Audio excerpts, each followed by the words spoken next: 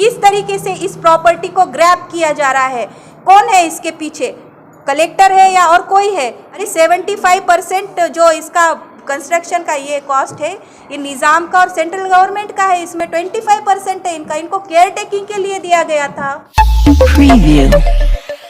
आज की press conference लेने का मकसद ये है कि मैं एडवोकेट आसमा शेख, जो काफ़ी दिनों से हम देख रहे हैं कि लेबर कॉलोनी 20 तारीख के बाद डिमोलिश होने वाली है, ऐसी न्यूज़ अखबार में आए दिन आती रहती है। लेबर कॉलोनी विश्वास नगर के लोग हाई कोर्ट में ये याचिका हार चुके थे और उसके बाद हमने ये लोग मेरे पास आए तो हमने SLP number 4754/2012 Wajid Ali versus state of Maharashtra, ये हमने सुप्रीम कोर्ट में दाखिल किया, जिसका हेयरिंग 16 मार्च को लगा था, जिसके अंदर सुप्रीम कोर्ट ने लेबर कॉलोनी वासियों को 30 अप्रैल तक एक्सटेंशन पीरियड दिया है। इस ड्यूरेशन में उनको कोई भी धक्का नहीं लगा सकता, उनकी प्रॉपर्टी डिमोलिश नहीं कर सकता। लेकिन मैं मीडिया के सामने अभी तक इसलिए नहीं आई थी कि 16 तारीख के बाद 17 से लेकर 20 मार्च तक होली की छुट्टियां थी, हॉलीडेज थे, तो ऑर्डर की कॉपी हमारे पास नहीं आई है।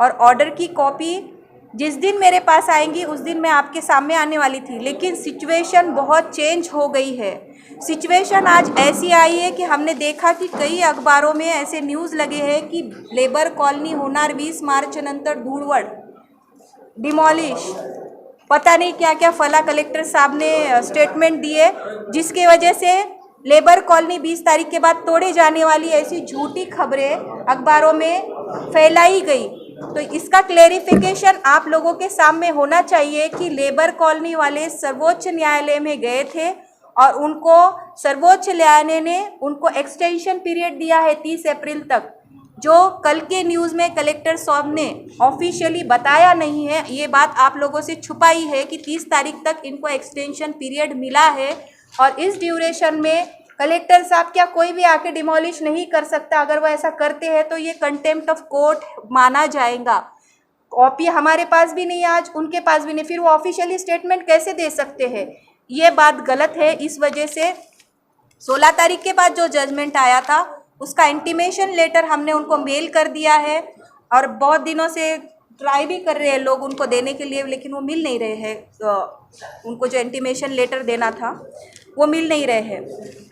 ये बात एक है। और दूसरी बात ये है कि पेपर में आ रहा है कि ये जो लैंड है जिसको डिमोलिश किया जाने वाला है वो 17.5 एकड़ लँड, जो मराठी में मैं पढ़ के बताती हूँ, 17.5 एकर जागेत प्रशासकीय संकुल बांधणे प्रस्तावित असून जागा ताब्यात आल्यानंतर पुढील प्रक्रिया सुरू होणार असल्याचे जिल्हाधिकाऱ्यांनी सांगितले। ये बोल रहे हैं कि हमको ये लैंड इस चीज़ के लिए, संकुल बनाने के लिए, प्रशासनीय संकुल बनाने के लिए इस्तेमाल करनी है, उसके लिए इस्तेमाल करनी है। जबकि सिविल कोर्ट का, सीनियर डिवीजन कोर्ट का जजमेंट है कि ये लैंड सरकार की नहीं है। RCS नंबर 350/2000 जो 10/9/2004 को ये जजमेंट लगा गया है कि ये प्रॉपर्टी नवाब मोहम्मद यूसुफुद्दीन खान की प्रॉपर्टी है और आज इसमें और भी निज़ाम के जो वंशज है वो भी इस प्रॉपर्टी को क्लेम कर रहे हैं। स्टेट गवर्नमेंट का इसमें कोई भी राइट नहीं है। और इस जजमेंट के हिसाब से बताया गया है, जो सूट डिक्री हुआ है, कोर्ट का ऑर्डर लगा है जिसमें आज कंटेम्प्ट पिटीशन हाई कोर्ट में पेंडिंग है, इस जजमेंट में लिखा है कि defendant are hereby restrained from changing the nature of property. Defendant यानी सरकार, इसमें नवाब ने सरकार के खिलाफ दावा दाखिल किया था और उसको कोर्ट ने रिस्ट्रेंट किया है कि आप इसके अंदर कोई भी थर्ड पार्टी इंटरेस्ट इसमें नहीं करनी है। अगर ये लैंड आपको चाहिए, the suit land unless property is lawfully acquired under land acquisition act. Land acquisition act के अंदर में ये ज़मीन एक्वायर ही नहीं की गई है अभी तक सरकार की तरफ से, फिर सरकार को इस ज़मीन पे कोई भी प्रोजेक्ट डालने का क्या अधिकार है? भाई हुकुमशाही चल रही है क्या महाराष्ट्र में कि आप किसी की भी ज़मीन लेंगे, उसको एक्वायर कर किए बिना उस पर कोई भी प्रोजेक्ट डालेंगे? सरकार की एक लॉ एंड ऑर्डर होता है उनका, कुछ ना कुछ एक लैंड एक्विजिशन एक्ट देख लीजिए। उनको उनके पास नहीं है तो मैं उनको कॉपी प्रोवाइड करती हूँ वो बेयर एक्ट की लैंड एक्विजिशन एक्ट होता है, उसके अंदर में एक प्रक्रिया होती है कानूनी, आपको अवार्ड पास करना पड़ता है, जिसकी प्रॉपर्टी आप ले रहे हो उसको कंपनसेशन देना पड़ता है। यहाँ पे तो ऐसा कुछ भी नहीं हुआ है। फिर ये डिमोलिशन कर रहे हैं, प्रॉपर्टी एक्वायर कर रहे हैं, प्रोजेक्ट डाल रहे हैं, चल क्या रहा है ऑलरेडी मैटर ये क्या मतलब आप लोग क्या साबित करना चाहते हो कि आपके पास आज सत्ता है तो आप कुछ भी कर सकते हो, किसी की भी प्रॉपर्टी ले सकते हो। इतने बड़े लोगों को आप सड़क पे ला रहे हो, इनके बारे में आप लोगों ने क्या सोचा है? क्या पुनर्वसन के बारे में इनके बारे में सोचा है? आपने कुछ सोचा है? घर देने की बात की है लेकिन रिटर्न में दिया है क्या कुछ भी? आज 20 तारीख को गिराने की बात कर रहे हैं, कहाँ जाएंगे ये लोग? अपने बच्चों को लेके कहाँ जाएंगे? आज कोविड का सिचुएशन चालू है, लोगों के माली हालत खराब है लोगों की, आज इनके बच्चों के एग्जाम्स शुरू है और ऐसी सिचुएशन में आप उनको होमलेस कर रहे हो। आसमा शेख जब तक है इन लोगों को कोई भी धक्का नहीं लगा सकता है, सिर्फ एडवोकेट ही नहीं। आज ये 1.5 महीना हमारे लिए बहुत काफ़ी है और इस सरकार का असली चेहरा सामने लाने के लिए आप लोग को मैं आज इस प्रेस कॉन्फ्रेंस में आई हूँ कि किस तरीके से इस प्रॉपर्टी को ग्रैब किया जा रहा है, कौन है इसके पीछे, कलेक्टर है या और कोई है। ये बात की तहकीक होनी चाहिए कि विदाउट लैंड एक्विजिशन के आप ये लैंड कैसे ले सकते हो। ये इसके सामने कंफ्यूजन फैला रहे कि ये प्रॉपर्टी को कंस्ट्रक्शन हमने किया है। अरे 75% जो इसका कंस्ट्रक्शन का ये कॉस्ट है ये निज़ाम का और सेंट्रल गवर्नमेंट का है, इसमें 25% है इनका। इनको केयर टेकिंग के लिए दिया गया था, इनको पोजीशन लेने के लिए नहीं दिया गया था, मालकी हक बनाने के लिए नहीं दिया गया था। अगर ये करेंगे, ऐसा करते हैं तो ये कंटेम्प्ट ऑफ कोर्ट होगा, इसके अलावा तो कुछ नहीं हो सकता। मतलब ये कोर्ट के सर्वोच्च न्यायालय के भी आगे ये लोग जाना चाहते हैं। हम तो फिर कंटेम्प्ट ऑफ कोर्ट की कार्रवाई करेंगे और क्या करेंगे। इनको राइट ही नहीं है, इनको कोई भी राइट नहीं है जब प्रॉपर्टी इनकी नहीं है। हाँ, ये प्रॉपर्टी ऑलरेडी डिक्री हो चुकी है, इस पे जजमेंट लग चुका है और निज़ाम के वंशज इसमें आ रहे हैं, इनके पास कोई डॉक्यूमेंट नहीं है, तो ये प्रॉपर्टी को कैसे क्या अक्वायर कर रहे हैं ये लोग। हाई कोर्ट में ये जो लोग गए थे ये टेनेंट के बेसिस पे गए थे, अलॉटी के बेसिस पे गए थे, टाइटल के बेस पे हाई कोर्ट ने ये बात क्लियर कर दूं कि कोई भी जजमेंट नहीं दिया है टाइटल के बेस पे कि भाई ये टाइटल गवर्नमेंट का है या किसका है, सिर्फ इनको यहाँ रहना ही नहीं रहना ये बात बताई है। टाइटल तो इनका है ही नहीं। मुंबई हाई कोर्ट ने पिटीशन रिजेक्ट कर दी थी मैडम।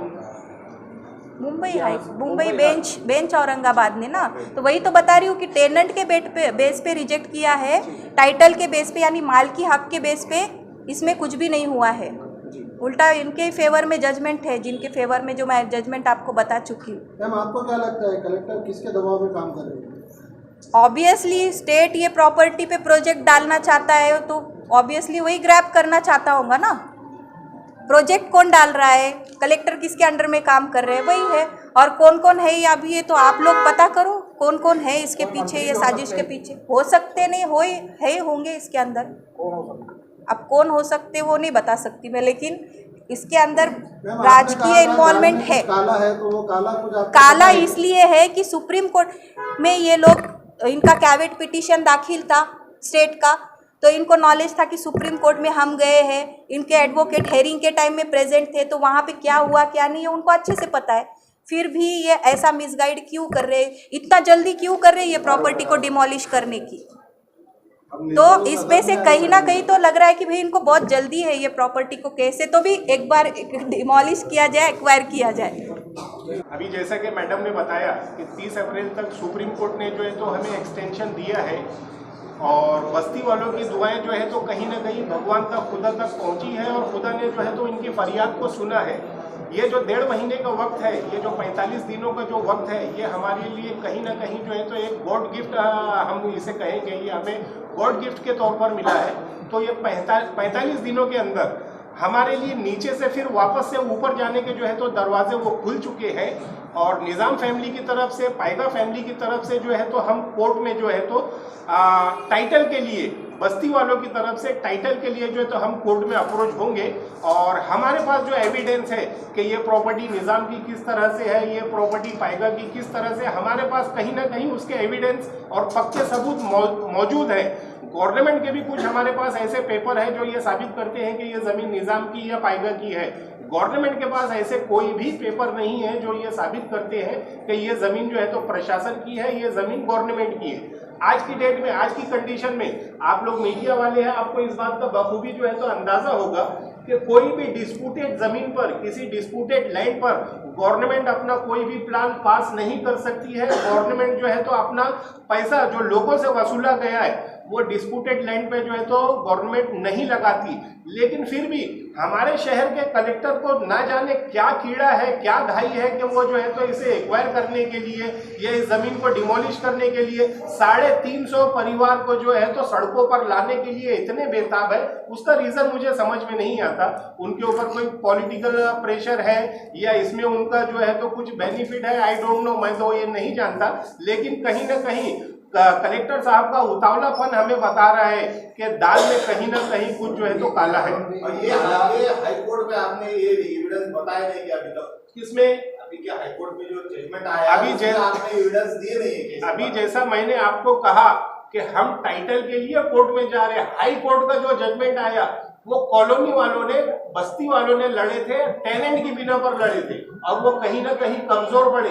टाइटल के बिना पर कॉलोनी वाले अभी तक हाई कोर्ट में नहीं गए। कल को टाइटल अगर फाइनल हो जाता है जी, तो आपको वैसे भी तो जाना है। कैसा जाता है? फिर टाइटल अगर निजाम का हो जा रहा है तो आपको अगर उन्हें निजाम ने बोला निकल जाओ तो निकलना पड़ेगा। नहीं, हमने जो है तो बाकायदा उनसे एग्रीमेंट किया है, पूरा ठहरा पहले है। तय होगा ये। हाँ, सारी बातें हम जो तो तय हो गई है, सारी तैयारी अब हम जब, हाँ बिल्कुल लड़ेंगे। उनकी तरफ से मैं लड़ूंगा और मैं लड़ूंगा इन गरीबों के लिए, इन बस्ती वालों के लिए। और हमारा वादा है पूरा मीडिया के सामने, हम इनको हटाने वाले नहीं।